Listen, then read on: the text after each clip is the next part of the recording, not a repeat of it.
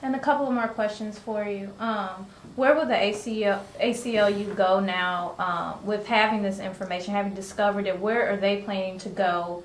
And what action do you think or should be taken against the correctional officers who have committed these quote-unquote crimes? Yeah.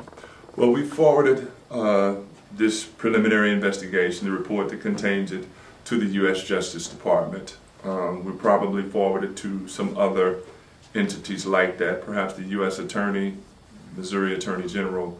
The ACLU, of course, is now looking at what our next steps will be as far as any potential action that we think is available to us. I think one of the things that has come into play as we evaluate our next step is the fact that information keeps coming in. So you want to really have as much information as you can before you make the final decision on what happens next. What should happen to the people that have violated the rights of these inmates and others inside that facility? Well, we have laws.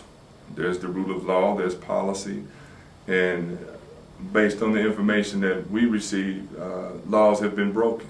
I mean, many of the allegations in this preliminary investigation involve violent criminal assault that is in violation of policy, in violation of the law, and where further investigations warranted, then they should be held accountable according to the rule of law.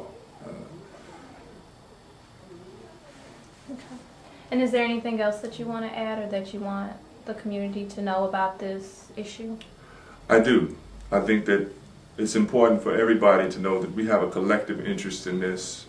People are going to want to turn this into some kind of black and white, criminal versus non-criminal, soft on crime, tough on crime. That's not what this is about. This is about what kind of nation and what kind of community do we want to be? Do we want to be a place where the rule of law and human dignity and human rights are valued? We've always said that we are champions of that. We've always said that we're defenders of that. We've said it with pride because we all, at some gut level, know what that means to us as a nation.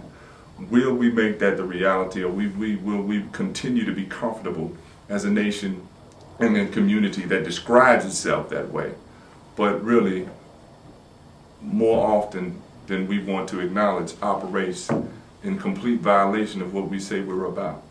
And I really want to make the last point about if you come from